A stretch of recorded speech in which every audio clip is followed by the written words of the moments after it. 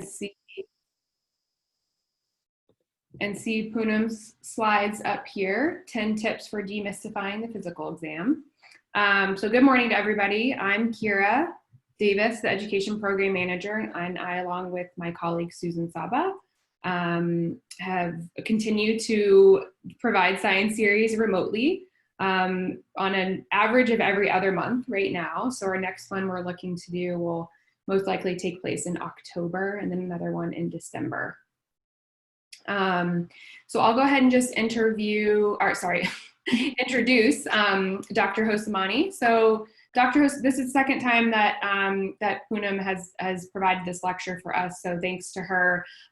She's a clinical associate professor, and she is a hospitalist working in the Division of Hospital Medicine. And I'll let Poonam say anything else about her activities other than that. But thanks again to Poonam for doing this for us. And please, if you have any questions throughout the presentation, Susan and I will be monitoring the chat, and we'll do our best to answer your questions. Anything that we cannot answer, I'm sure Poonam would be happy to do so either throughout or at the end of the presentation.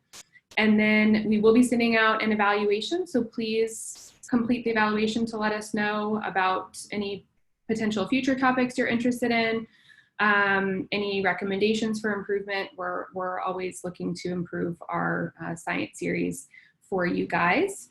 And with that, I will turn it over to Poonam.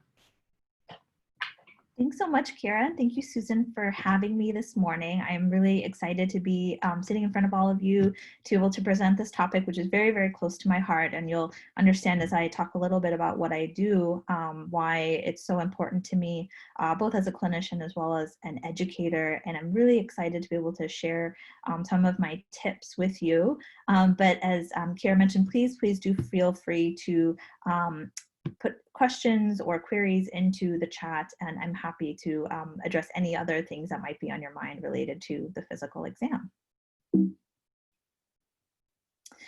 So a little bit about who I am. So I'm a clinician educator. As Kira mentioned, I'm an internal medicine hospitalist, which means that I take care of adult patients, typically 18 and over, entirely in the hospital setting. So I don't have a clinic where I see patients as an outpatient. I take care only of patients who have been admitted to the hospital. So it's a really exciting clinical environment where I get to see acutely ill patients and be able to ideally help diagnose and treat them, and then ideally get them home, but also to other locations, whether it's skilled nursing facilities or otherwise.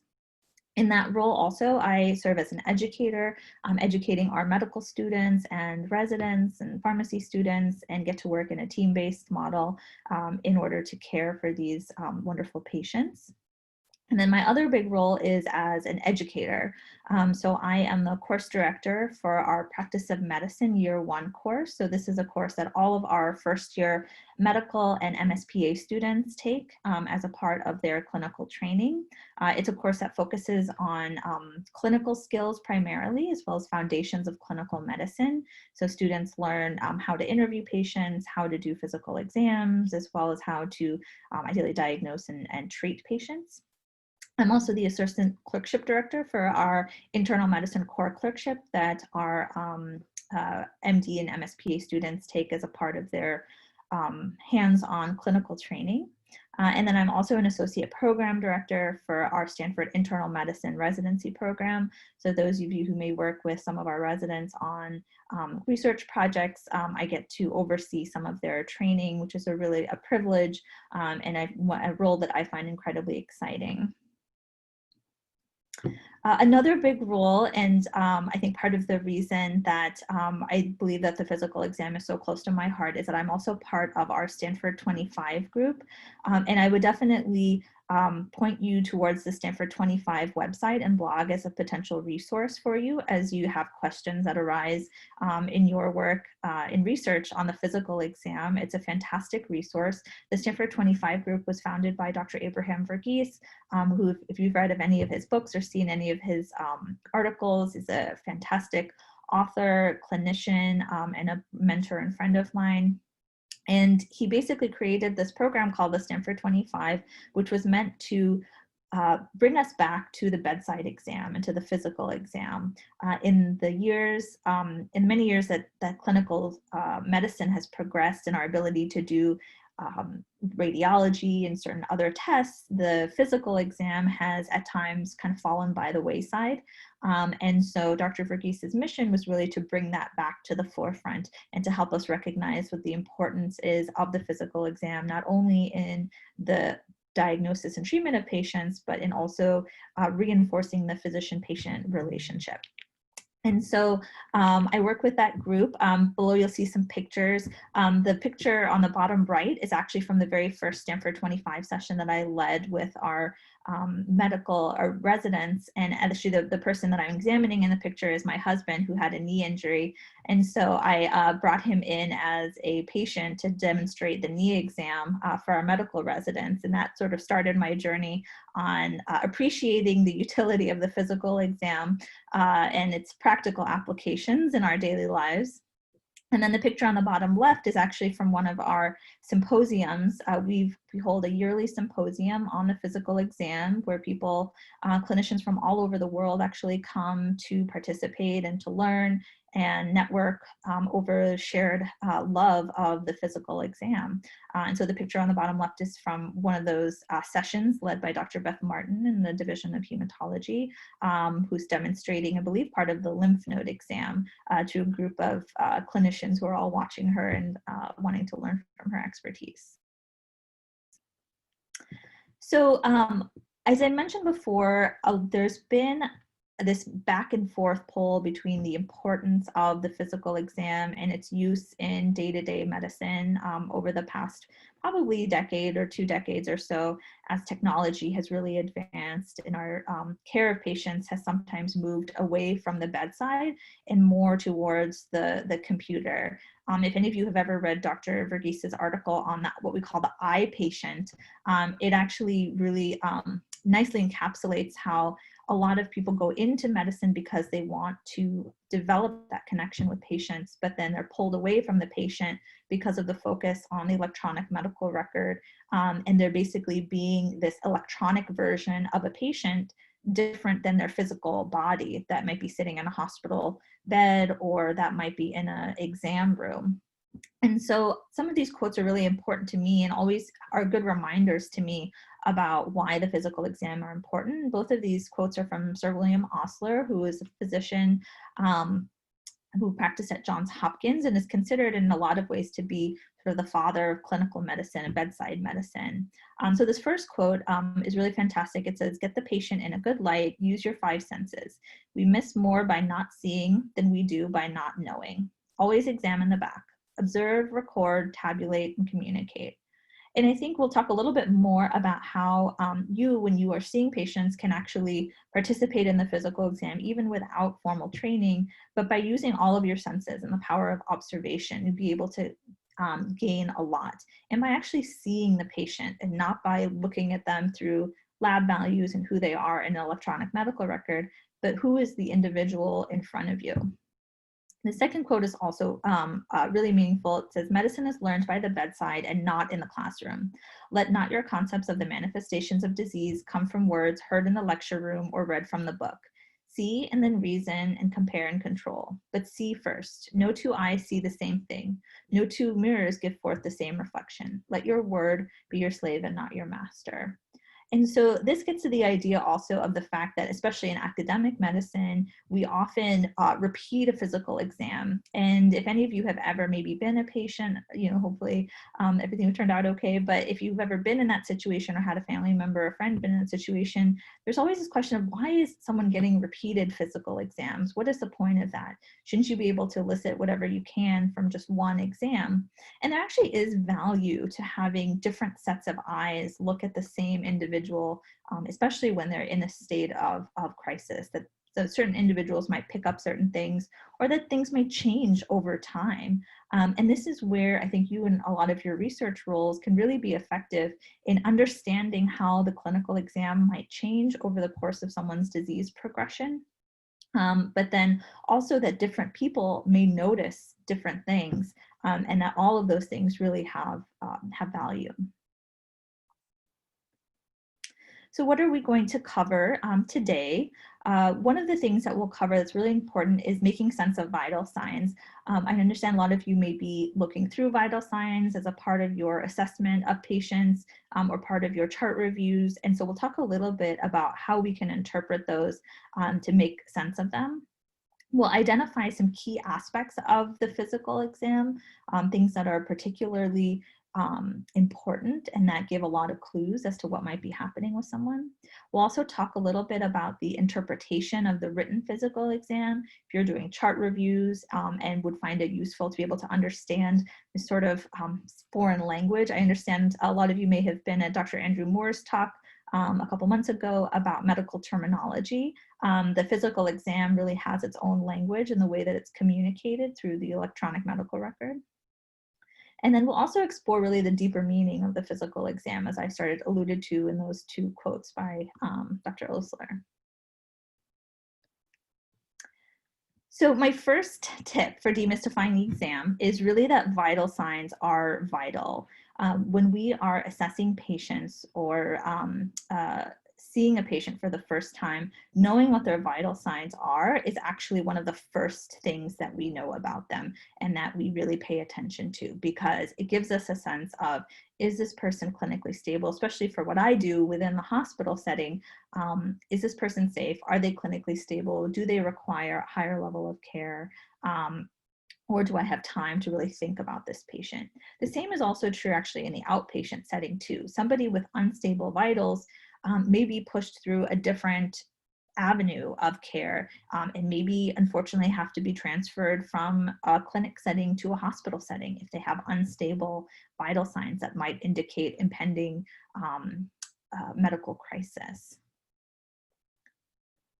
So we'll go through each vital sign as well as its interpretation, and please feel free if there are questions that come up about the interpretation to put them into the chat, and Kira or Susan will let me know. So the temperature is one that seems very simple. It seems like it's you know, just a number that's presented, but there's actually a lot more to it than that. One of the first questions that you might ask yourself is, how was this number obtained? For those of you who have children or have been exposed to children, you might know that we often use rectal temperature sometimes to obtain a temperature in a young one. There's now a bigger use towards forehead thermometers. In these days of COVID, you guys may have all experienced maybe having a temperature check through a forehead screening. In the hospital setting, in most clinics, what's used is typically under the tongue. And so understanding a little bit about how a temperature was obtained might tell you a little bit about, one, the accuracy of it, as well as the patient population that you might be seeing. And another interesting thing about temperature is really the curves. So this is a little bit more relevant to me in the hospital setting, where we might see a patient that spikes a fever, for example, first thing in the morning, or at specific times of day, or at specific hourly intervals. And all of those give us incredible clues as to what disease process might be presenting, or how well an infection might be controlled. And so temperature curves and looking at how a temperature might change over the course of a day or multiple days is actually incredibly useful information. And so it's not really helpful always just to look at a temperature at one isolated point in time, but in the greater context of how someone's temperature has changed. The same thing for maybe an outpatient who's coming into clinic, and having a patient record what their temperature is over multiple days if they're having recurrent fevers would be really helpful, because the time of day might actually tell you a little bit about what might be going on. The other thing that's incredibly important is the timing of the temperature in relation to the timing of a medication. For example, an antipyretic or anti-fever medication, for example, like Tylenol is the most common one, or acetaminophen, is used. And so often what we'll say is, oh, you know, did that person receive Tylenol? And if so, did their fever defervesce after they received Tylenol? Or has this person started antibiotics? What was the timing of a fever related to when they received antibiotics? And is that expected? All of those things help us clinically say, is something like an infection controlled? Is it not? Do we just need more time to be able to see how someone responds to it? So it's all incredibly important. And so the timing of a fever in relation to medications can really give us a lot of information. The other interesting thing that happens in the hospital, especially, is that when I say timing also, there'll be times when a fever is recorded. A nurse or a nursing assistant might go and check a temperature, and the patient will have what's recorded as a fever, which is typically over 100.4 in an adult. And then they'll check it again maybe 5 minutes later, and it won't be. And actually, one thing that has happened not uncommonly is that a temperature will be checked right after a patient has a hot cup of tea or a hot chocolate, and actually will inadvertently be recorded as a fever. But it's really up to us to be able to say, that seems odd that you checked it 5 minutes later and the temperature was normal. What was happening there? And sometimes we'll be able to clarify with the nurse, whoever checked the temperature, that it was actually just a mistake and just again, a timing issue in relation to when someone happened to be drinking something warm. So those sorts of little details are actually really helpful. I actually see a really fantastic comment in the chat about what is really a normal temperature. And it's a great point. A lot of these vital signs, in addition to temperature, are actually relative to a individual person's baseline temperature. I think we're learning a lot more, particularly in times of COVID, about what really counts as a fever. I have not necessarily heard that our definition of what we count as a fever has changed, but certainly if someone has a relatively lower temperature at a baseline, they might have what we might consider a borderline fever or higher temperature for them in particular, and might consider that maybe a fever equivalent or indicative of potential process. But we rarely take individual numbers by themselves out of as our sole distinguisher of something that might be happening. We use them in context of other lab values, other clinical signs, physical exam signs, in order to determine if, for example, if someone has an infection. A question coming in about the fever, about temperature, and they've read that individuals' temperature has dropped, like now people have, humans have lower body temperature on average, less than 98.6. So basically 98.6 is no longer being the standard. So could you comment on that? And also if infrared thermometers can be used as screening. So if you could comment on that. Thank you. Yeah. I think there's a lot of interesting data. I will say I would not heard of a particular change in sort of the average population's body temperature and what's considered, quote unquote, normal. We tend to, in medicine, consider the extremes. So if someone has a very low body temperature or higher than what we would consider our threshold, there's a range of what's likely considered normal that might encompass towards a higher end or slightly towards a lower end, but that may lead to an average number that's somewhere lower than a 98.6. But again, and a lot of times in medicine, that's not as important to us as when someone is at an extreme, when we start to become concerned. There's a lot of variations of normal, as with a lot of these vital signs that are considered fine, but it's when someone's at the extremes that we start to get concerned. In relation to the infrared thermometers, again, they're appropriate screening tools, I think, for to screen sort of large groups or to be able to do non-invasive testing of temperature, and I think are generally felt to be fairly accurate, though certainly repeated testing in an individual might sometimes be helpful. So me personally, I'll usually, if I use an infrared thermometer, will check 2 to 3 times just to make sure I'm getting a consistent number before sort of determining what I would say. But I would say generally, at least in the hospital setting, we tend to use the under the tongue thermometer as a slightly more accurate view. But again, for screening purposes, for example, when people were doing temperature checks, when people were entering the hospital, they tend to use the infrared and have generally good screening abilities. So move on to heart rate. This is another one where what's considered normal is actually quite variable. And typically, I remember when I was in school, we were taught 60 to 100, but that's actually quite a large range and really doesn't encompass the variety of what can be considered normal for any individual person. And so someone might be like an ultra marathoner and live at a heart rate in the high 40s or low 50s, and that might be actually quite healthy for that person and be very normal. Whereas someone else might live at maybe in 80s or 90s, and that's just perfectly fine for them. So it's all variable. There's also a question of whether someone's heart rate is regular versus irregular. So someone who has a regular heart rate would be fine. Most of the times, irregular heart rates for us are usually a concerning sign, something that could be indicative of an arrhythmia, and knowing whether they're regular or irregular would be incredibly important as far as what we would target. If someone did have an irregular heart rhythm and would need treatment for it, we would have a different goal for what that we would want their heart rate to be, and would titrate their medications in order to attain that different goal. Heart rate can also be reflective of a compensatory process. So for that, for maybe an older person who for whatever reason has a lower heart rate, the ability to raise their heart rate when they're participating in aerobic activity would actually be incredibly important.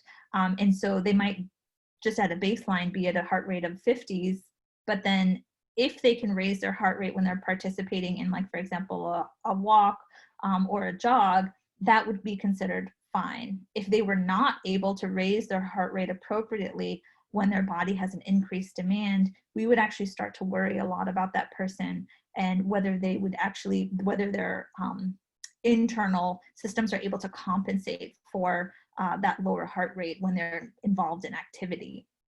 There's also compensatory processes when the blood pressure is low. So our whole goal is to maintain cardiac output and to maintain consistent blood flow to the vital organs. And so if the blood pressure is low for whatever reason, the heart rate typically will increase to try to compensate for that lower blood pressure. And so the ability also to compensate is incredibly important.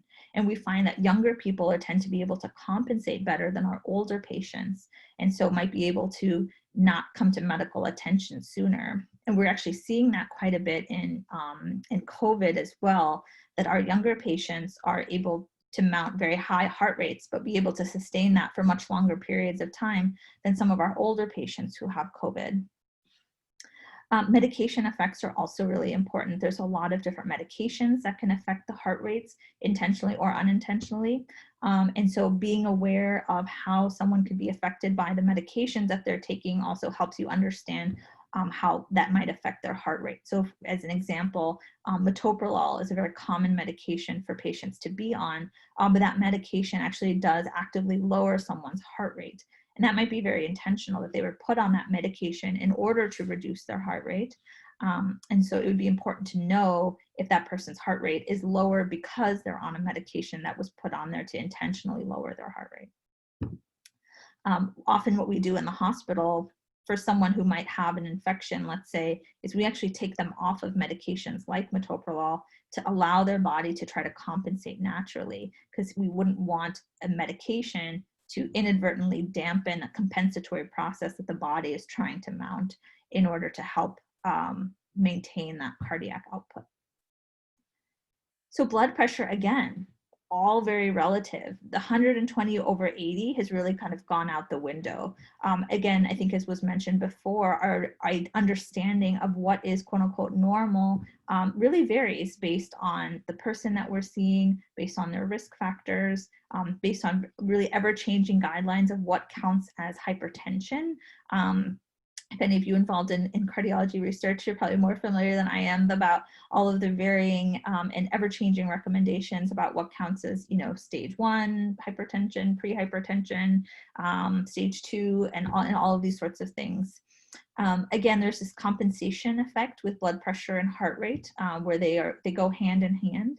And usually when I'm recording vital signs or when I'm reading vital signs or listening to vital signs be presented to me, it's always really important for me to be able to hear heart rate and blood pressure be described one after the other, because they can affect each other so much. So if someone has an abnormal heart rate, I am immediately going to want to know what their blood pressure is, and vice versa. So they're usually presented together or written one after the other because they're so closely related. The way that blood pressure can sometimes affect heart rate inadvertently is if, heart rate can affect blood pressure is if someone has a primary abnormal heart rhythm that's making their heart go very fast, their blood pressure can actually drop because they aren't able to mount that squeeze of the heart because their rate is going so fast. They're not able to properly fill the heart and then mount a squeeze to be able to generate blood pressure, in which case we really worry about that person. We worry that they have impending sort of hemodynamic collapse, as we call it.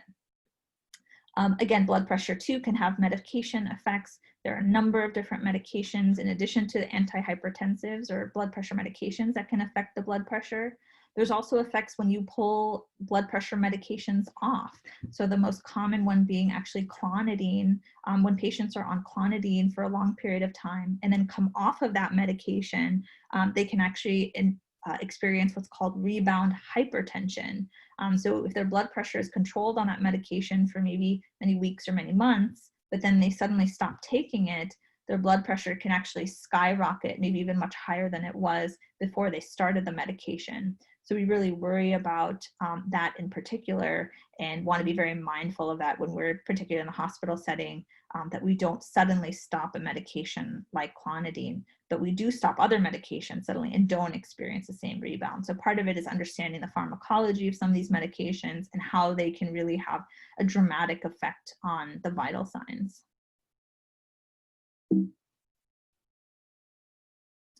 So respiratory rate is what we'll move on to. So I put the temperature, heart rate, and blood pressure together very intentionally because a lot of them have effects on each other. These last two, respiratory rate and oxygen saturation, also have effects on each other, which is why I paired them together. So again, if you are in a position where you're checking vital signs or where you're interpreting vital signs, being able to understand how the compensatory mechanisms work and how different vital signs relate to each other can give you a lot of information about the clinical picture. And if they're presented correctly, actually can give you a lot more information much more quickly. So respiratory rate, again, is one where there's a very nuanced understanding of what is considered normal.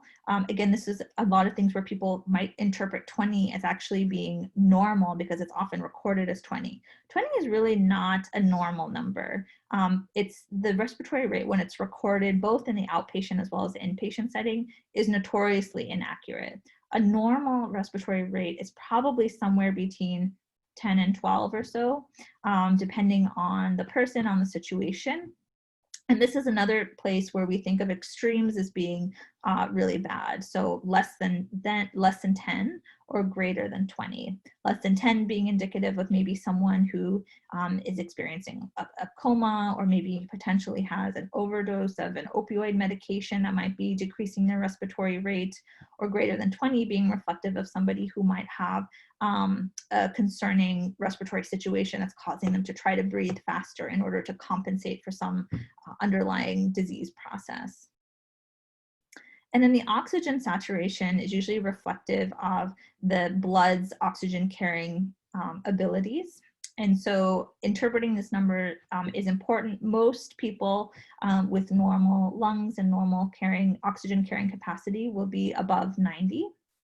But it's also important to know, is this patient on supplemental oxygen? Are they receiving oxygen through a nasal cannula? Or if they're in the hospital, are they receiving oxygen through a mask?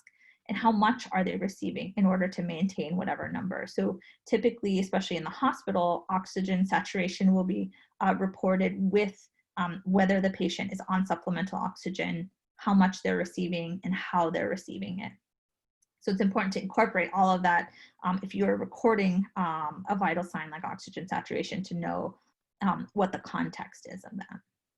So those are the main 5 vital signs that we we talk about. You might also see people refer to what's called a sixth vital sign, which is something that varies based on the clinical situation as well as who's doing the exam. So pain levels are often commonly referred to as the sixth vital sign.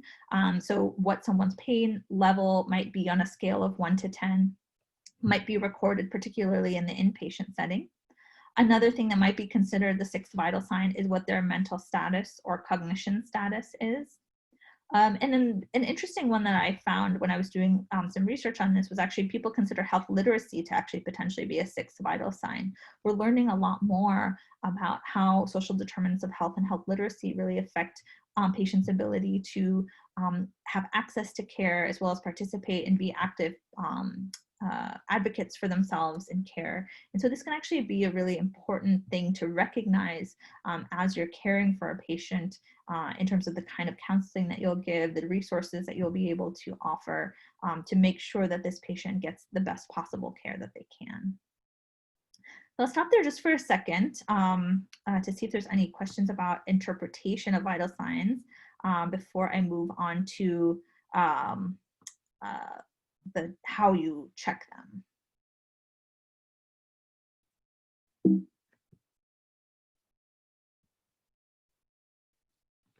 So great question about how you measure respiratory rate. So I'm glad that this question actually came up because it's quite interesting.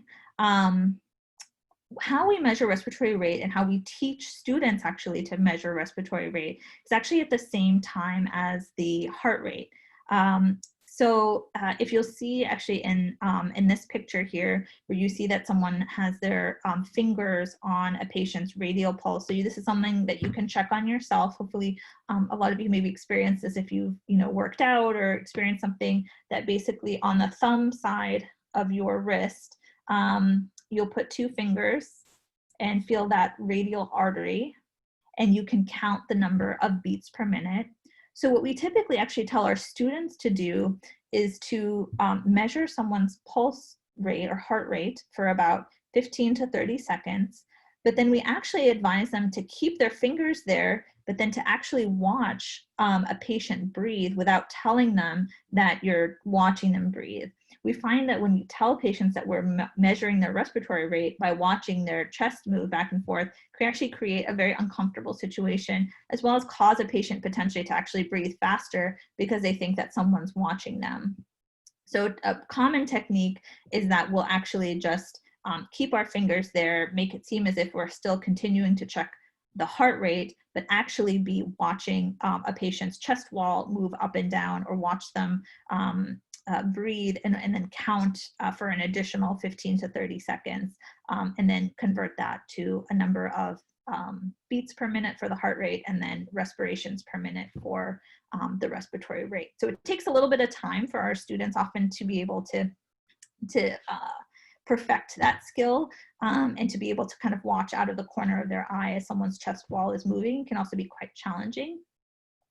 In the hospital setting, actually, we typically use a finger pulse oximeter that not only measures respiratory rate, but also measures their oxygen saturation at the same time. And so it's actually much easier for us to be able to get an accurate as well as minute by, or like second by second, really recording of what someone's respiratory rate might be.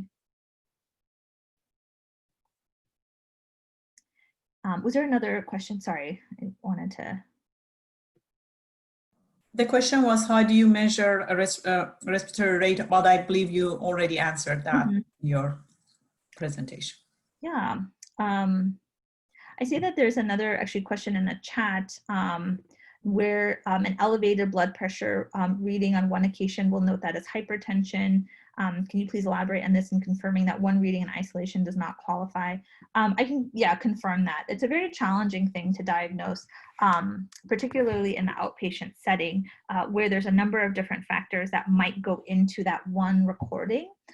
And so what can happen commonly is that a patient might be in a rush, might have what's called commonly referred to as white coat hypertension, but basically this feeling of potentially anxiety when they are having their blood pressure checked, which might artificially elevate their blood pressure in that particular setting. So what a lot of providers will do is before actually diagnosing someone with hypertension, they'll check it maybe a few times during a particular visit, or they'll notice that the blood pressure is high on repeated visits, and then be able to diagnose someone more accurately with hypertension. Actually, more commonly now is that high blood pressure machines at home have become much more available. And so if there's a concern that someone might have hypertension, they might be asked to, purchase one of these machines, or they might be prescribed one and be able to check it at home. It's very difficult to make a diagnosis of hypertension as a chronic hypertension based on just one recording alone. So that's a great point to be able to make. When we think about, again, checking vital signs, as you can see, there's a number of ways. We talked a little bit about heart rate as well as respiratory rate. You can see that there's this setup over here about checking blood pressure using a manual blood pressure cuff, though many hospitals and clinics now use electronic blood pressure monitors, which are found to generally be more accurate than the manual, but we still often do use the manual cuffs just to verify, especially if, again, there's extremes of the blood pressure, either high or low. And then the pulse oximeters here are often very helpful, both in the inpatient and outpatient setting, to record heart rate as well as the oxygen saturation. I actually purchased one for myself as well as my parents when COVID started, because there was concerns about low oxygen saturations in patients who presented with coronavirus. And so wanting to be able to screen for that at home was very helpful.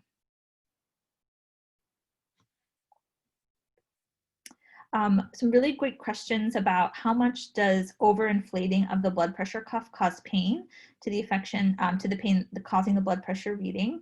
So that's actually a really good point. So prolonged pressure from the blood pressure cuff that we typically see, especially when manual blood pressure cuffs are used in novices taking blood pressure, might temporarily artificially elevate it. It's usually not as painful as it is uncomfortable, but it's actually quite important that in certain situations we not actually use certain particular arms, which gets to this other question about which arm is used and when we use the leg. So for example, in patients who have had breast cancer related surgeries and might have had lymph nodes removed, we typically will have an arm maybe on the side that was affected by the surgery be reserved and not be used for blood pressure, because that pressure can actually cause quite a bit of pain and swelling in that particular arm. The same goes actually for patients who, for example, are dialysis patients. So patients with kidney failure who are on dialysis, who have either a fistula or some sort of access on one side or the other in order to receive dialysis. We cannot check blood pressures on those particular arms because that can affect their fistula and affect their dialysis access. So we typically use the other arm. There are situations, as was mentioned, where we can't use either arm, and where we would sometimes use the leg, particularly in more acute situations where we're concerned about very low blood pressure, or if someone has very severe vascular disease, has very stiff arteries and veins that maybe are not amenable to checking blood pressure. In very, very extreme situations, particularly actually only really in the ICU, we can actually insert a catheter into the radial artery in order to get those second by second blood pressures, because a blood pressure cuff would not be an adequate measure. It would not be able to record the blood pressure as frequently as would be needed in that extreme acute care setting. So that's kind of our last sort of ditch effort. But before that, we certainly can use one or either arm if they don't have a limb restriction, as well as potentially the legs. The question is one of the participants is asking, how much does the overinflation of the blood pressure cuff causing pain to the patient can affect the blood pressure reading?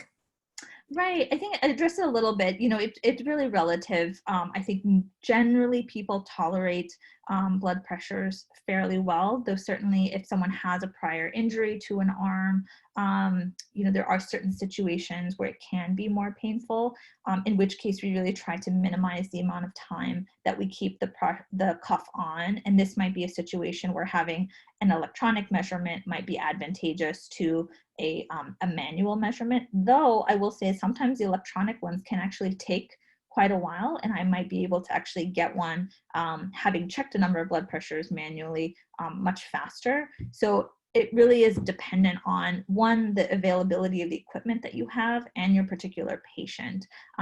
So it's really difficult to say. It's actually quite difficult in the hospital to find a manual blood pressure cuff because most of the ones that we use are electronic.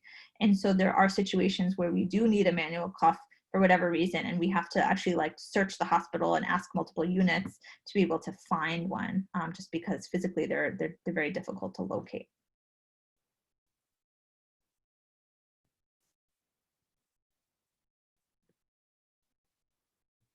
Yeah, there's a great question about the electronic cuffs actually being quite painful, that they inflate quite high, and that the level of pressure can be very painful. And that's definitely correct. So for us when we teach students how to take blood pressure and when we ourselves do it, what we'll sometimes do first to know how high to inflate the cuff is actually on a manual cuff, inflate the cuff, but keep our hand on the radial pulse and not actually listen with our stethoscopes.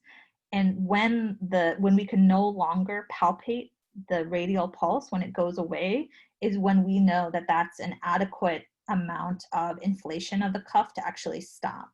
So the electronic cuff will just have a set pressure that it'll go to, and it's typically very high because it's trying to account for all of the possible degrees of hypertension that it might be able to elicit.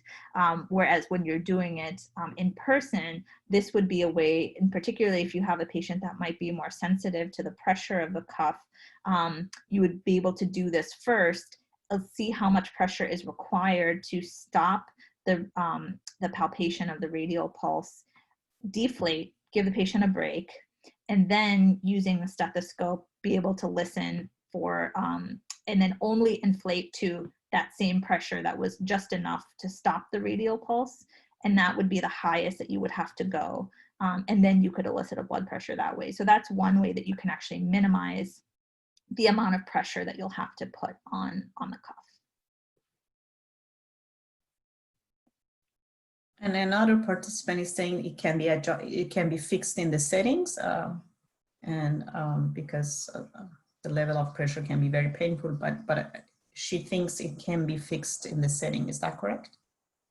I'm not familiar with that. I will say that the challenge there is that you might miss, if you change the settings, you might potentially miss a higher blood pressure because the cuff won't inflate as high if you change the settings. So that is the challenge with that particular modality if you are changing the settings. I mean, they are quite high.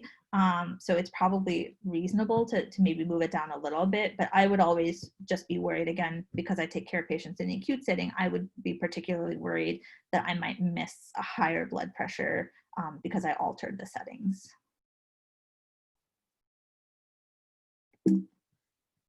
So I have an activity. Actually, I was hoping to go through some cases with you, and I would love your participation on comparing vital signs as well as trying to predict what the potential disease process is. So the bottom graphic is actually how a lot of vital signs are represented in EPIC. So you can see that they're all sort of listed together. They're also listed by time, which for us in the hospital setting is very, very helpful. If you're in the outpatient setting, being able to look back at a progress note would probably be the best way to look at vital signs over time. There was a great comment about being able to diagnose hypertension based on one reading, but if you can look back at prior visits and be able to see that someone did have maybe consistently high blood pressure recorded on a number of different clinic visits, that might be more indicative of someone actually having hypertension. And so for this first case, I'll read out the vitals. So this person does have what we would consider a fever of 102.3. a heart rate of 127, a blood pressure of 80/42, a respiratory rate of 22, and an oxygen saturation of 97% on room air. So I'd be curious if there's any thoughts before I tell you about, for me, what this disease process is that would cause this set of vitals.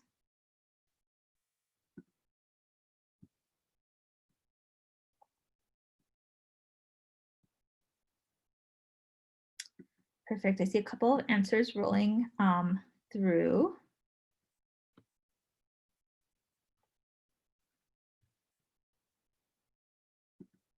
Wonderful. And actually, not to belabor the point, but actually the people who did guess it were correct. So this is reflective of sepsis, which is typically caused by an overwhelming infection process. You would actually potentially count this person as severe sepsis. They may qualify to be septic shock depending on their response to intravenous fluids, which would typically be the first thing that we would order for this person, in addition to empiric antibiotic therapy.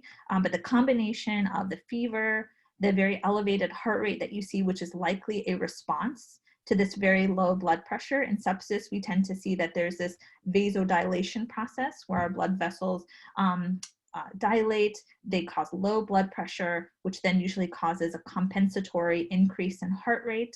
We also typically also see an increase in respiratory rate as well. In this particular situation, the oxygen saturation is not affected. I was thinking of a non-respiratory cause of sepsis for this patient, which is why they have a normal respiratory rate. But wonderful.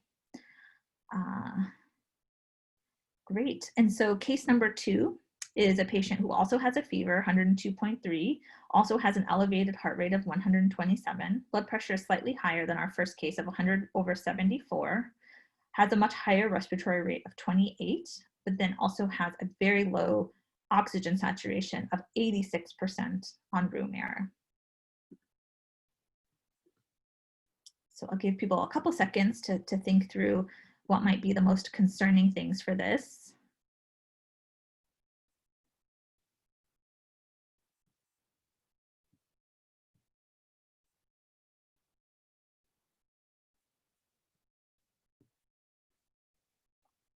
So I see some really fantastic answers rolling in.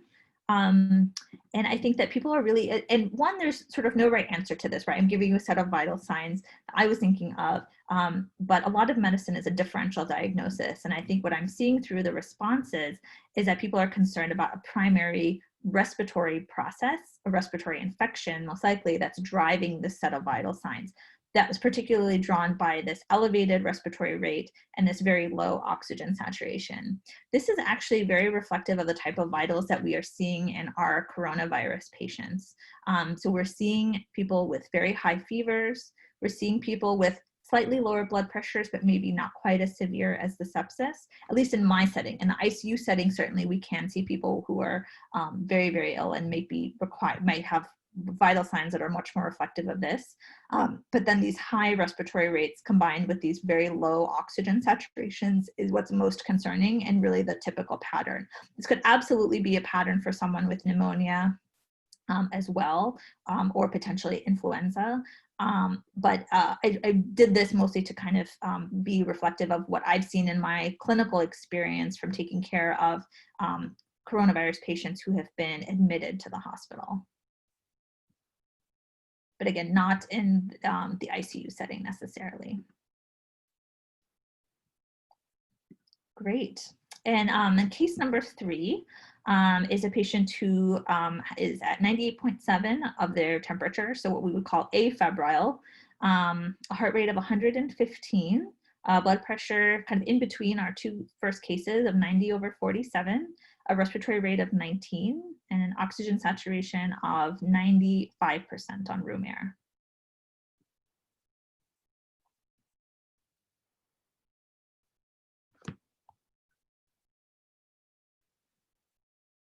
This one is actually quite challenging. And so there's certainly a number of different disease processes that could cause something like this.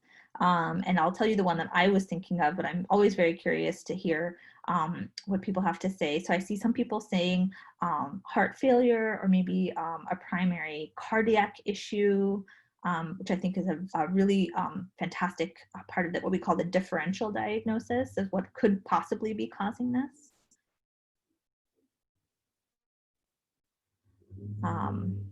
Fantastic. So non-cyanotic heart disease, cardiomyopathy, really wonderful. So a lot of people are thinking along the cardiac process, which certainly this could actually be that.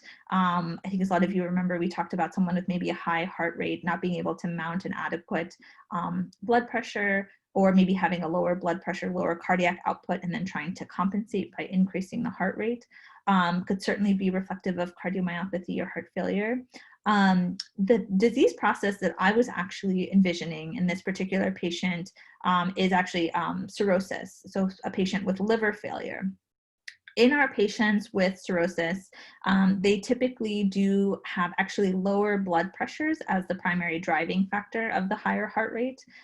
And what happens is that there's quite, again, a bit of vasodilation that happens in cirrhosis. There's an overproduction of vasodilatory factors like nitrous oxide and different vasodilatory factors that happen as a result of the cirrhosis process and the fibrosis of the liver.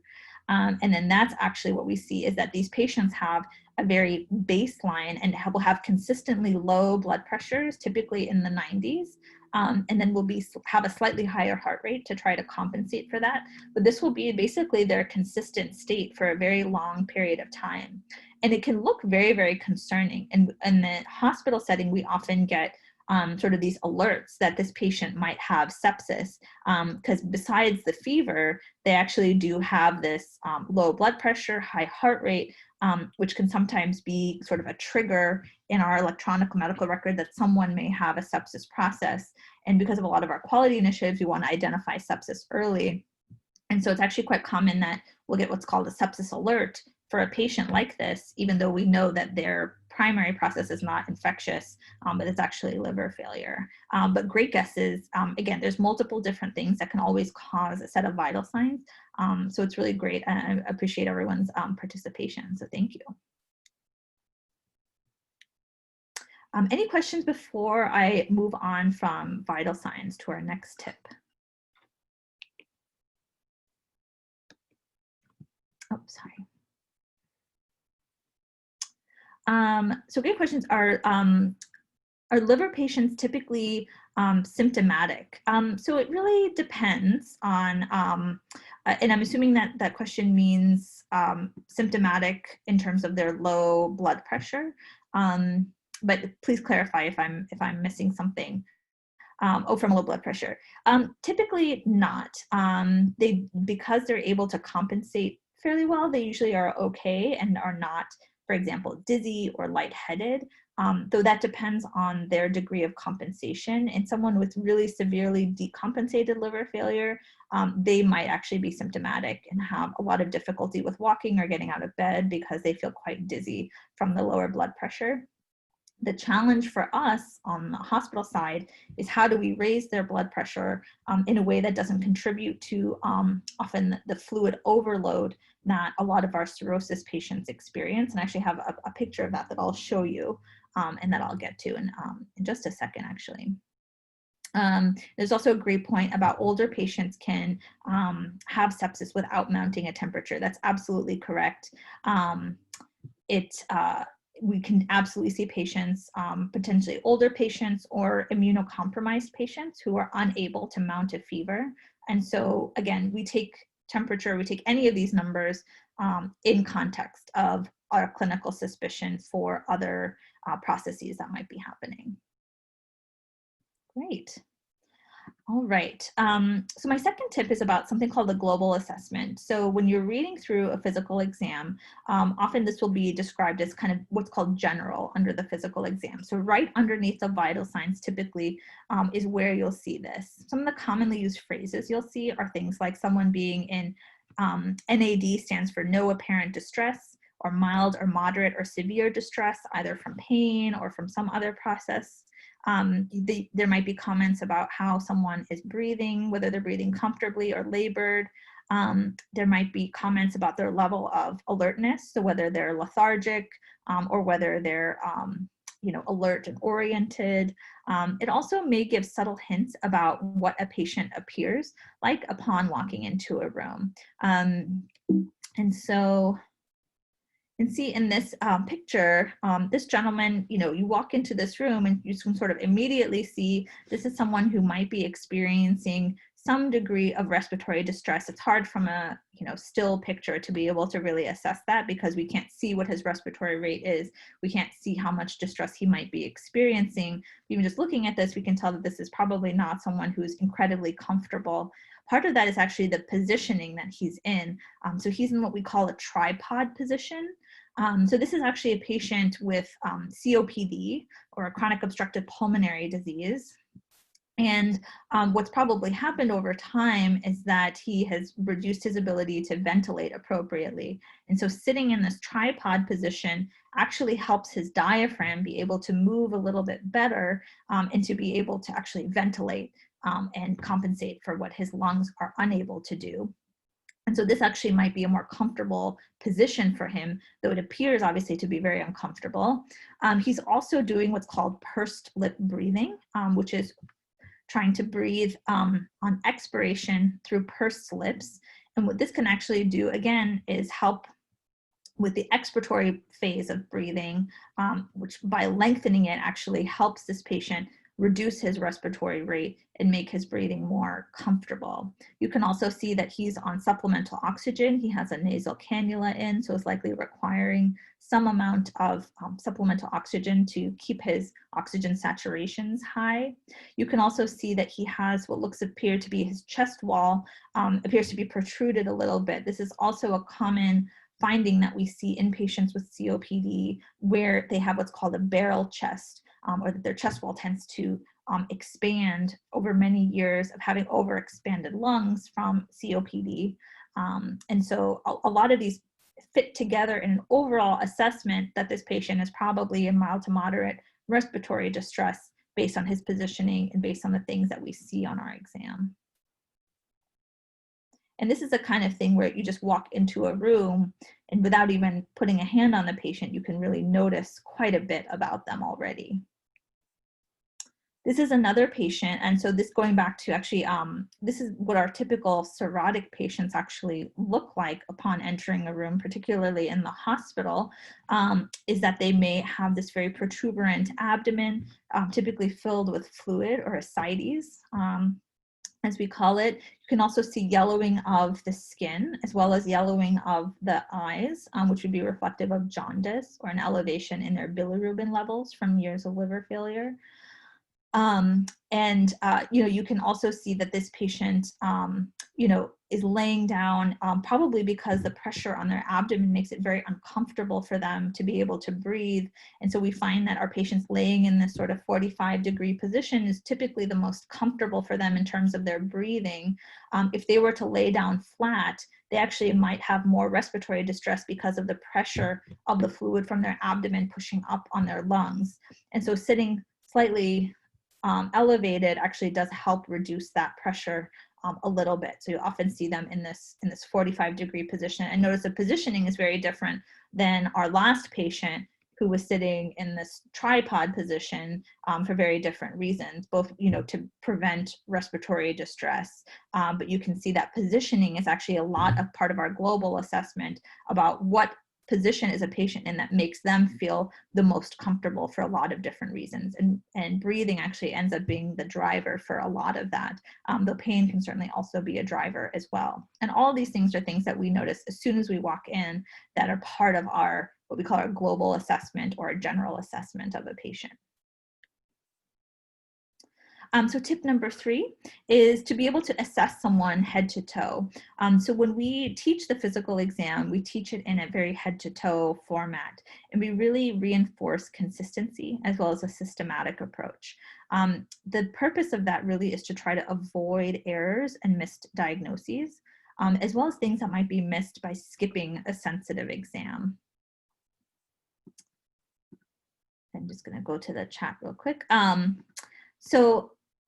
To give you a sense of what that looks like, and part of the reason that I actually didn't do what I typically do sometimes, which is demonstrate the physical, is you're not meant to be able to read any of this, but this 2.25 page document is actually what a head to toe physical exam screening looks like. And this is actually the document that we use to test our medical students on the head to toe physical.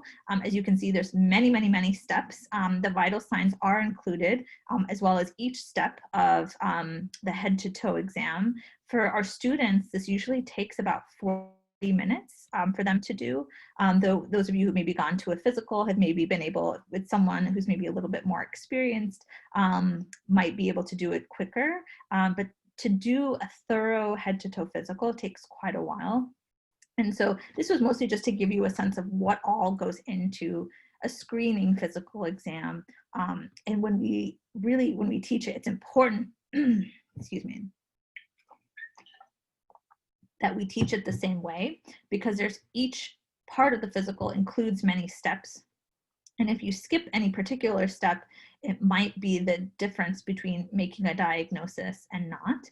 And that's often what we see in our early learners. Can also lead to errors. So one of the most common things that happens is that more sensitive exams are skipped. And I was actually talking to one of my colleagues who said that she deferred doing a breast exam on a patient that she had, even just a visual breast exam, because it was considered sensitive. And because of that, actually missed, initially at least, seeing a breast lesion. I think it was like a rash over that patient's breast that they missed because they decided to skip that part of the exam. And so part of this is making sure that we are asking our patients to undress and to expose them modestly. And we often teach our students how to do that while preserving our patients' modesty, but making sure that we address all of the different necessary parts of the exam to be able to make a diagnosis. So tip number 4 is about skin contact. So this is, again, another commonly missed part of the exam because patients maybe don't want to undress, concealed with clothing or gowns and things that we might miss. But the skin exam is incredibly, incredibly important, not only to identify rashes, but there's a lot of information that we can get from the temperature of the skin, from the texture of the skin, from assessing if there's swelling. So this is a really important thing to be able to do. I put in a couple of videos here that I would highly recommend from our Stanford 25 website on the approach to the general dermatologic exam, as well as the approach to rashes. Rashes are incredibly sort of notoriously challenging part of physical diagnosis medicine because they can look a lot different in many different people. So it's really important to be able to at least have an understanding of the terminology as well as the approach to the skin exam. For those of you who had mentioned, cardiac diseases or cardiomyopathy or heart failure, the temperature part of the exam is actually incredibly important. One of the ways that we often distinguish the difference in that, if you go back to that clinical scenario we mentioned of that person with the low blood pressure being heart failure versus being sepsis, is actually based on the temperature of their skin. So we'll actually feel their legs, and if they're warm and hot, that might be more indicative of what we call a vasodilatory process, more consistent with sepsis. If they're really, really cold, that typically indicates that their blood vessels are really clamped down and are vasoconstricted. And that's a process that we typically see in response to heart failure, and cardiogenic shock as opposed to septic shock. And so the difference in temperature can actually tell us quite a bit about what might be driving a low blood pressure. Is it low cardiac output because the heart is failing and can't squeeze? Or is it a raging infection that's causing the blood vessels to vasodilate? And to be able to distinguish between those very quickly and be able to act upon them very quickly is often why we use the physical exam to help us, and we don't necessarily wait for other lab values to come back. We can make an instant diagnosis and then start a treatment plan right away. So I wanted to show, sorry, I should have prefaced that by saying I'm going to show a few pictures of the skin. I certainly understand that it's not everyone's cup of tea. So if you are, you know, a couple of the pictures I'm going to show are a little bit graphic. And so certainly if you feel uncomfortable, feel free to look away. But I just wanted to give you that update. What I wanted to do is show you different stages of what we call skin and soft tissue infections, so that you can really see how the physical exam can help us distinguish between what is kind of a typical, maybe outpatient complaint versus what is a life-threatening, you know, surgical need complaint of the same basic disease process. So in this top left picture over here, you'll see what's typically referred to as folliculitis, which is basically an infection of a hair follicle.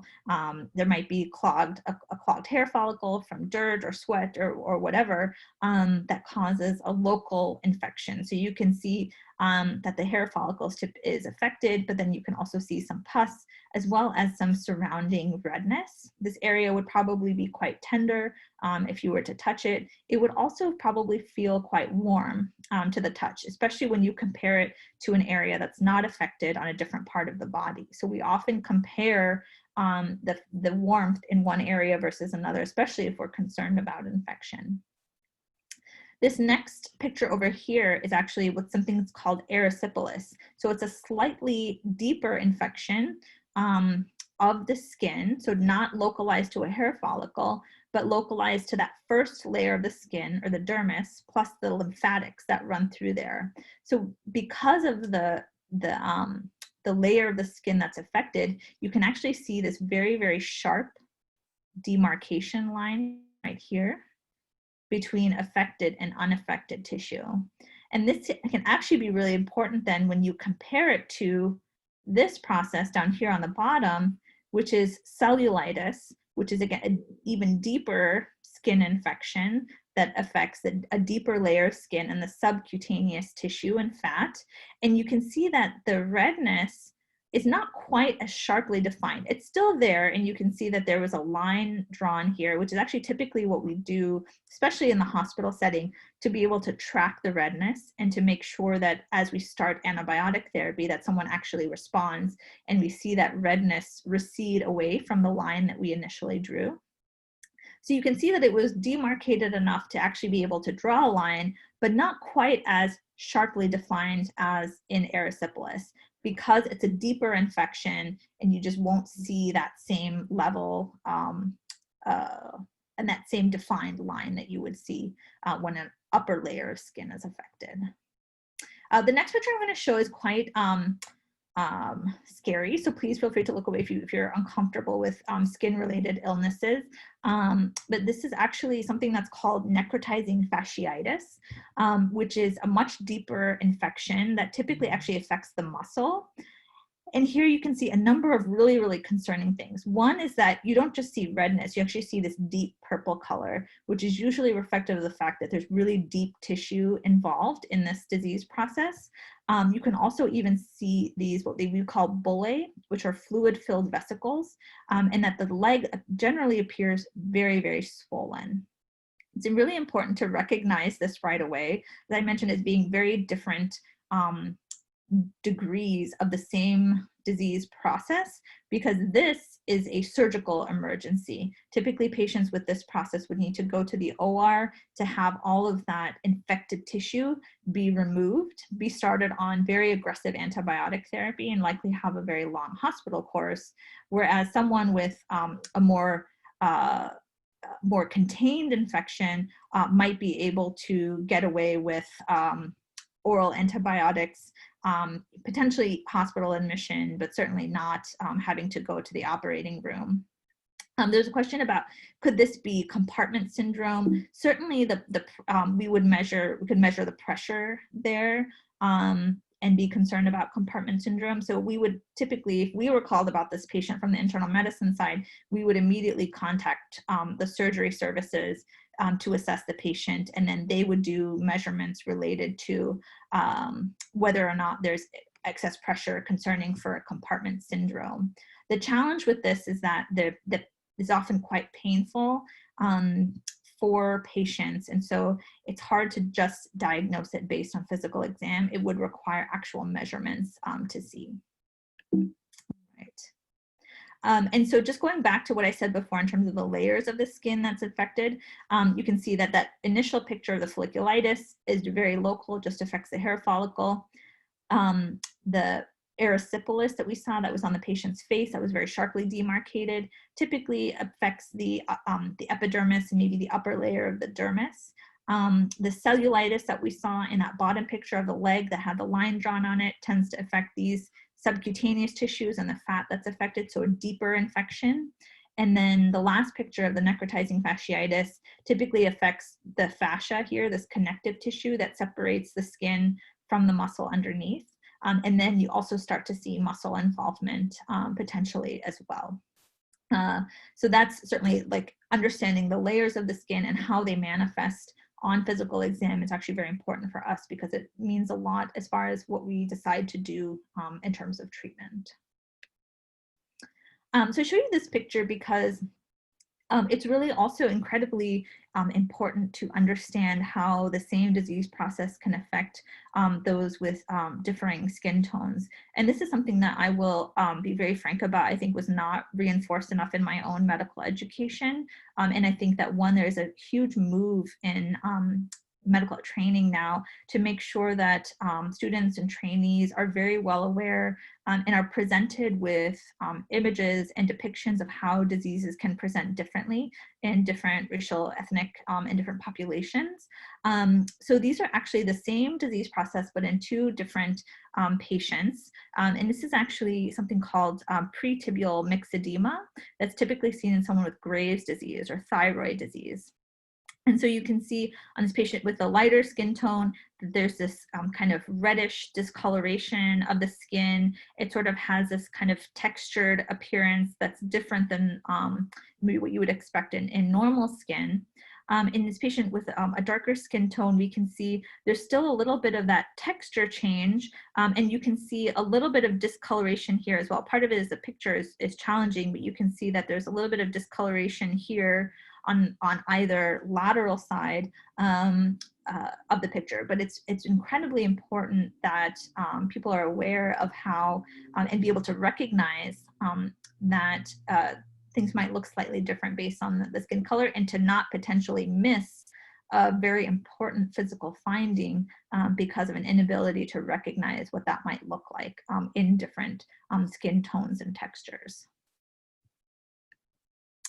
It's actually really interesting, again, bringing it back to COVID. I know people are sick of talking about it, but an interesting skin finding that we've actually seen in patients with coronavirus is actually something called COVID toes, which is this redness in the sort of distal or most furthest out parts of the toes that we see that we think is related to potentially little microclots. Those of you who might have been doing reading about coronavirus might be aware that we're very concerned about the virus's effect on blood clotting. And that blood clotting is actually something that we've seen that's very different about coronavirus as opposed to other viruses that we've treated in the past, or upper respiratory viruses, or lower respiratory viruses. And so the blood clotting is one that we've seen that's very distinct. And as we learn more about the virus, we're starting to try to codify some of these physical findings, these COVID toes potentially being one of them. But we still have a lot left to learn about why this is happening. So incredibly important tip that I want to bring up is to beware of bias. Implicit bias can sometimes be projected through the physical exam, especially in the written descriptions of it. There might be bias presented through race, ethnicity, gender, LGBTQ status, socioeconomic status, substance abuse, health literacy, and body habitus. And so it's very, I want to bring this up because it's an important topic. It's one that you can recognize how bias is potentially perpetuated through coded language in the physical exam, and to be aware of how that might affect your perception of a particular patient. Really try to move away from describing a patient's ethnicity or race in the physical exam, usually because it's not necessary unless unless there's a particular disease process that is somehow related to someone's race or ethnicity. But the physical exam really is really the place for that to be. There's usually a place in, for example, in a history and physical, where there would be a more appropriate discussion of someone's background. But putting it in the physical exam is something we've really shied away from. The other place that you might often, in the past, people were often taught to put it in, for example, what we call the history of present illness or the descriptor of the patient. But again, it's sort of irrelevant that it's there, and would often be a source of potential bias by including that there.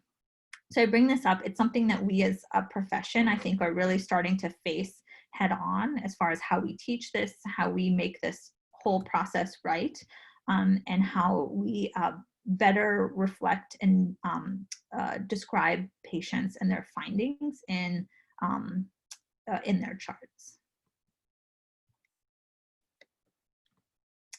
So coming up on our 6th and 7th tips. So this is how to use a translator. I was struggling a lot with whether I should go through what a typical physical exam would look like if it were written down and if you were reviewing a chart. And really it would probably take way more than the 2 hours that we have allotted. One, because there's just so many acronyms. And two, because there's also a lot of variability in acronyms. We see that people who went to different training environments have different ways of writing this, that different specialties often use different terminology or different acronyms. And so it's very difficult. And I know that those of you who were able to attend Dr. Moore's talk probably talked about different resources that you can use to look up medical acronyms. The one that I found that was particularly helpful is the one called All Acronyms, which is particular to medical abbreviations. They have a medical abbreviations one in particular that would help you in order to be able to look up an acronym. If you were not able to find it there for whatever reason, you could do a general search, but my sincere advice is that you search with context. I wanted to give you an example of that, which is I searched up a common acronym that's used in the pulmonary exam, which is CTAB, which stands for clear to auscultation bilaterally, which means basically that the lungs sounded clear when listening with your stethoscope. But if you were to just search CTAB in Google, you would actually get this first thing, which is about it being a cationic detergent. So not particularly helpful, but if you search CTAB lung exam, for example, you would get something like this, which would actually give you the appropriate definition or what the abbreviation stands for.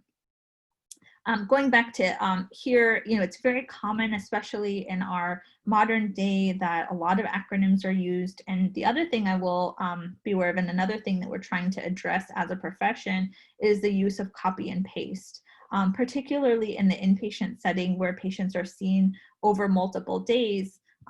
There's unfortunately a troubling pattern of copying and pasting forward, particularly the physical exam, without updating it. And it's not an unfair thing to do, because there are probably patients who will have a very similar, if not the exact same physical exam from one day to another. But the problem becomes when that becomes a pattern and then there is no editing that's done of that copy and paste, or that it's not extensive enough. And so to be aware that that could certainly be a problem. And when you're reviewing a chart, it's good to sort of keep that in the back of your mind as being one of the pitfalls of the EMR, being this copy and paste function, particularly for the physical. So this slide, I realize, looks very busy, but it's actually quite an important one about the difference between the core physical exam and what might be considered a maneuver.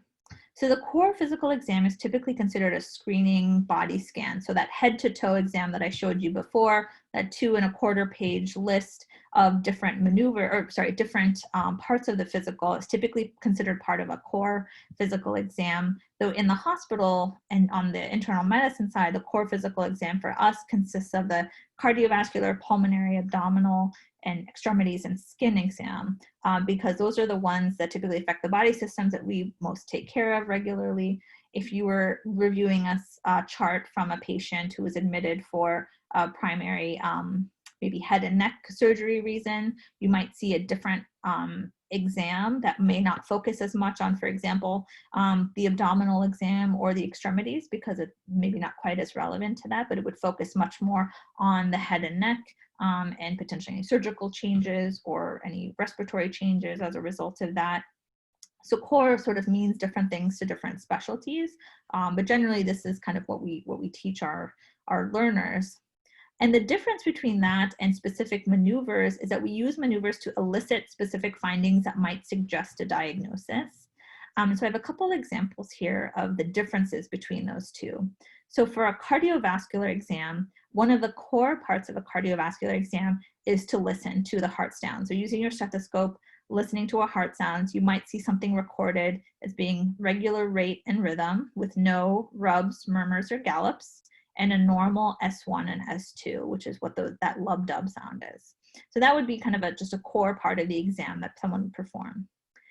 If you had a particular concern, for example, about something called pericardial tamponade, which is fluid filled in the sac around the heart, causing excess pressure on the heart itself and inability for the heart to be able to pump blood to the rest of the body, you might do what's called a pulsus paradoxus, which is again using a blood pressure cuff, but to make very specific measurements that might indicate that there might be excess pressure from fluid around the heart. This pulsus paradoxus wouldn't be something that we would do on every patient, but only if we had clinical suspicion that there might be a particular process happening. For the abdominal exam, a core part of the exam is palpation. So we pretty much touch everyone's belly. We apply light and deep pressure to areas of the abdomen to assess for tenderness. What might be a maneuver tried to elicit a specific diagnosis would be something like Murphy's sign, where you would apply deep pressure to the right upper quadrant where the gallbladder is while a patient takes a deep breath. Pain that stops the breath midway might indicate cholecystitis. So basically what we do is we ask the patient to take a deep breath. We push as they're taking the deep breath. If they stop breathing and complain of pain mid-breath, that usually to us indicates what's called a positive Murphy sign, which would be concerning for possible cholecystitis or gallbladder infection. And we would then order specific tests or things like that to assess if that was the case. And then another example from the abdomen is percussion. So percussion is actually something that you can certainly practice on your own, but it's actually kind of fun to do on different surfaces. But you basically take your middle finger and you take this DIP joint, or your distal interphalangeal joint, and you sort of demonstrate here. I don't really have a surface. Use your other middle finger to tap here. And it usually works well if you tap on a particular surface. I can show you. And a lot of it goes to the wrist motion of being able to generate that kind of sound. Certainly feel free to practice on your own and practice on different surfaces. You can actually hear the difference between some solid surfaces versus hollow surfaces. And we commonly do this in a couple different parts of the body, typically the abdomen, because it helps us differentiate solid organs like the liver from hollow organs like the intestines. And you can actually hear the difference between when you palpate on the belly between those different spots. We also actually do this quite frequently on the back as well to listen to the lungs. And it helps us differentiate areas that are full of air, which the lungs should be, or areas that have consolidation. So people mentioned pneumonia before as a diagnosis. Pneumonia is really a consolidation of parts of the lung with infection. And if you were to differentiate different parts of the lung in areas of consolidation, if you percuss, it would actually sound dull as opposed to more tympanic in areas of the lung that were filled with air. So really fun kind of thing to be able to practice and do on different surfaces. But we do this, like we said, commonly in the abdomen, not only to differentiate, but also to be able to assess the liver span, being able to start in the sort of mid-chest where the ribs are, and then go down, we're able to then assess how large the liver might be. And that's a standard part of our exam.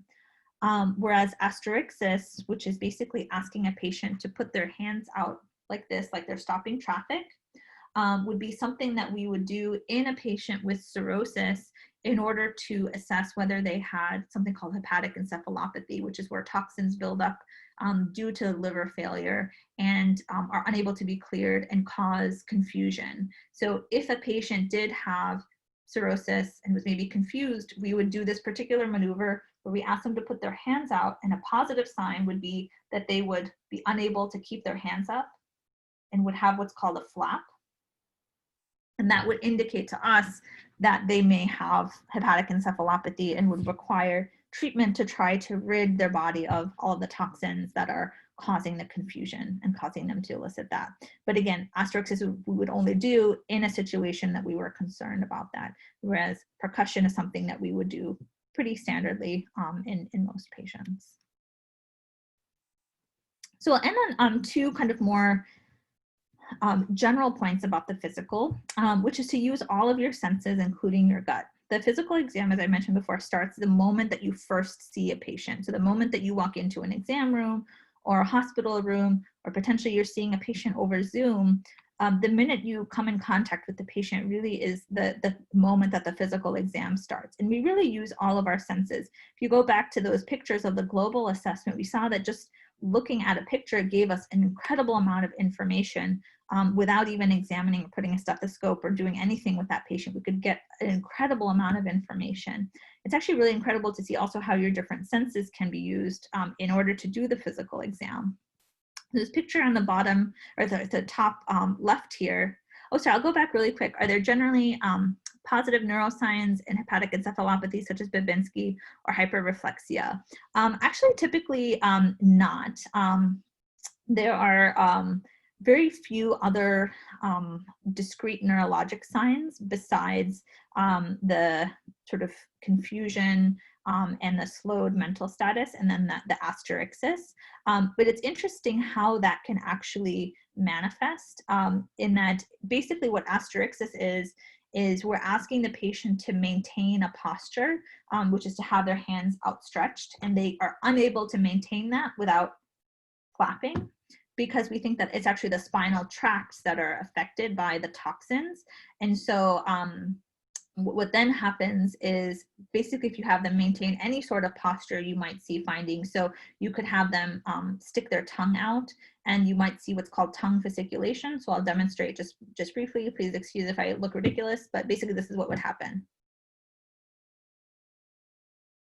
Is that they would be unable to keep their tongue protruded for any long period of time, and it would sort of dart back into the mouth. You could also have them squeeze your fingers. It's sometimes called milkmaid sign. And again, they would be unable to maintain a consistent grip. You might not only see, but you would also feel them let go and sort of loosen their grip as they're trying to maintain a consistent grip.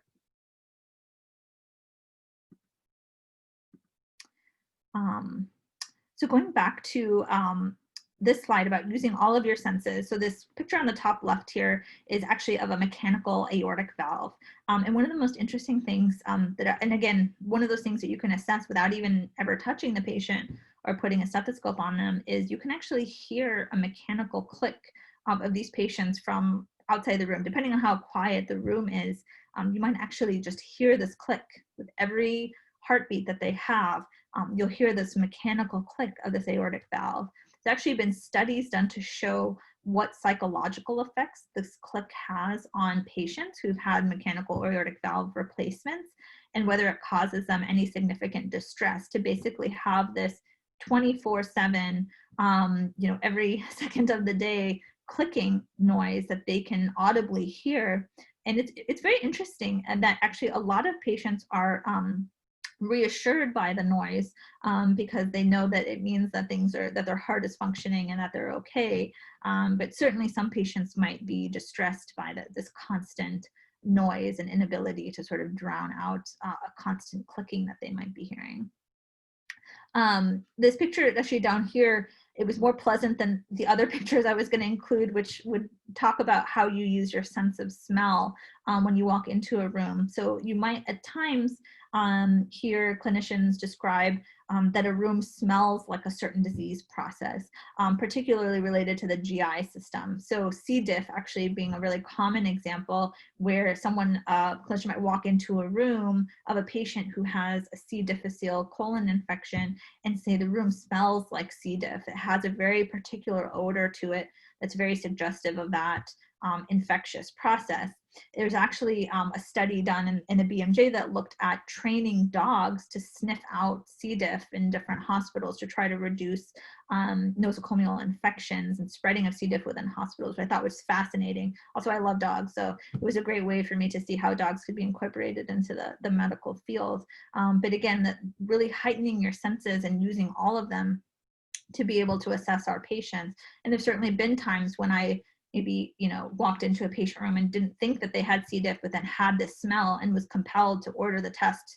And, lo and behold, they did have diarrhea and did end up having it. And so honing that particular sense is actually really important.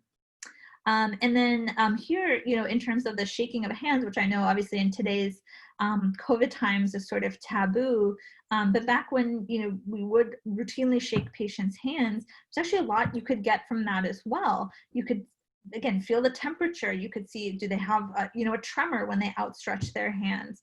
Do they, preferentially go for one hand over the other? Are they holding a particular arm because it's sore or painful, or because they can't move it because they've had a prior stroke? All of that is information that we gain just from this power of observation and just putting out an outstretched hand, and you just are constantly taking in everything about the room, about what they're doing, about what they look like, all of that. And so it's a really incredible, it's been an incredible journey for me to be able to hone that skill of observation and to be able to notice all of these different parts of the exam and how they might contribute to me being able to help my patient. And then I'll end a little bit early on just this idea of connection. So, we've been talking a lot about sort of the logistics of the exam and what it might indicate as far as diagnosis.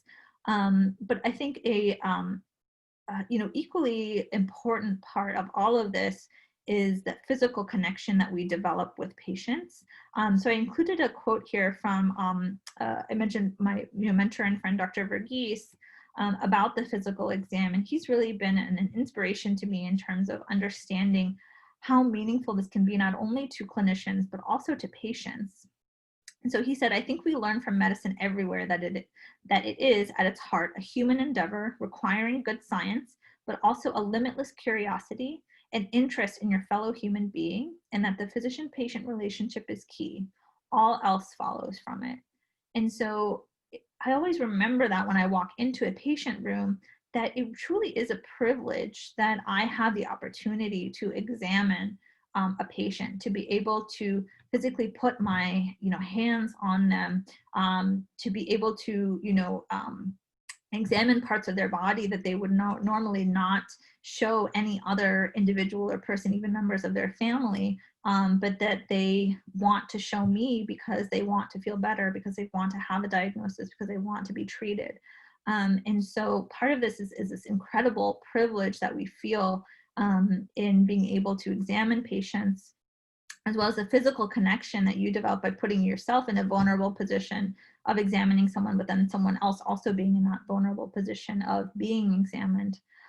There's also this incredible thought about the ritual that a lot of patients expect the physical as a part of their routine physicals or part of a hospital admission, that they understand that it's very difficult to know what's going on with someone unless you physically touch them. And so, when I showed you that list of those physical exam skills, part of it is that ritual that patients come to expect. And so it's important for our learners to be able to know how to do all of that and to be able to do it effectively and to elicit the things that they need to in order to best care for their patients, but then to also meet patients' expectations of what an exam should be. All of this has obviously been turned on its head because of coronavirus. And it's, I will say from a clinician standpoint, it's been incredibly challenging to still maintain that same connection.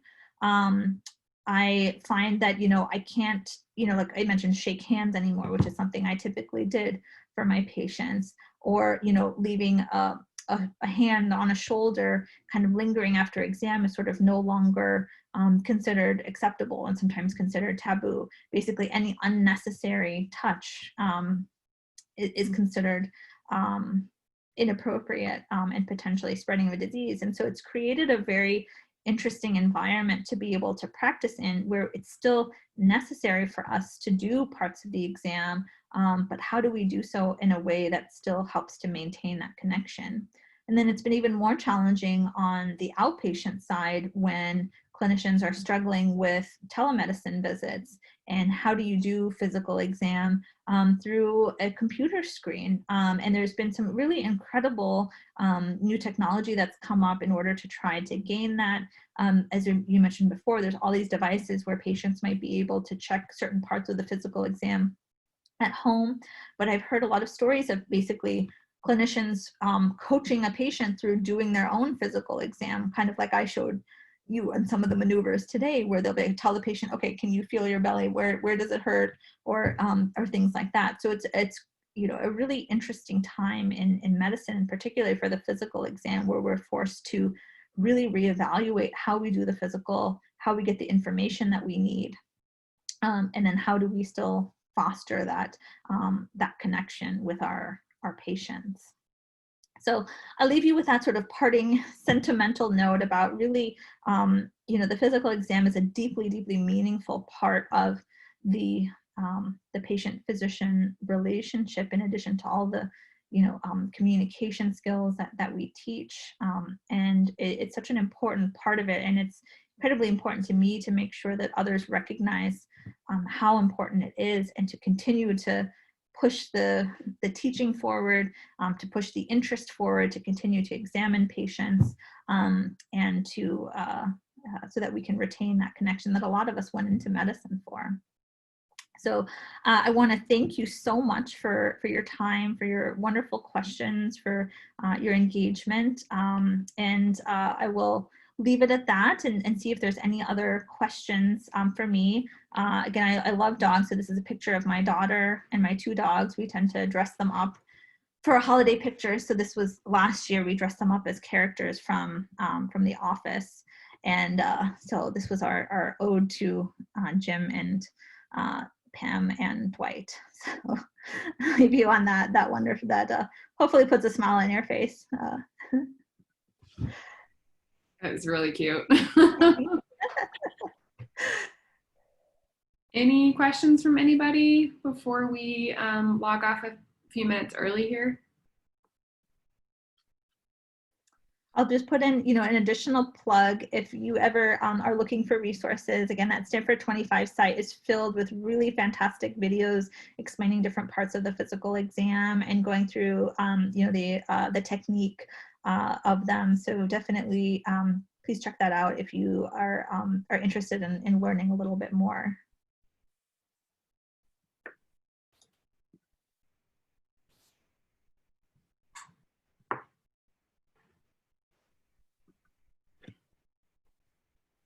And please remember that we will be sending out an evaluation today or tomorrow, so complete that.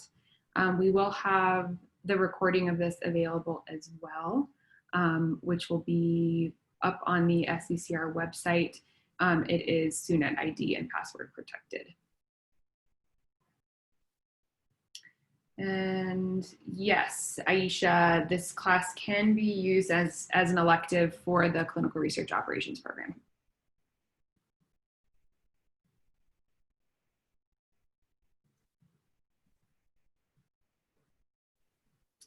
And we did obtain continuing education units from the Board of Registered Nursing. Those certificates will be provided in the weeks to month to come.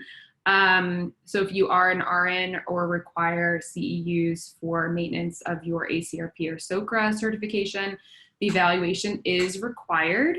So please complete the evaluation, and then Susan and I will be responsible for submitting those evaluations to the research office, who will provide us with the certificates.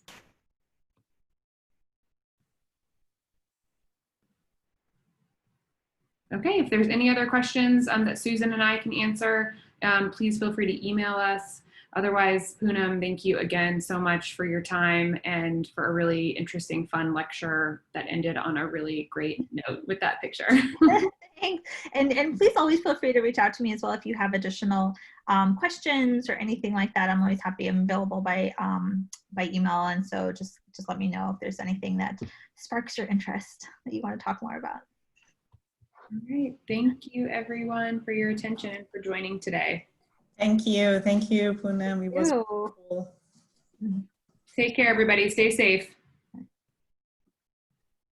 Bye, everybody. Thanks for your Bye. participation. Thanks again, Poonam. Yeah, thanks. Take care. Bye-bye.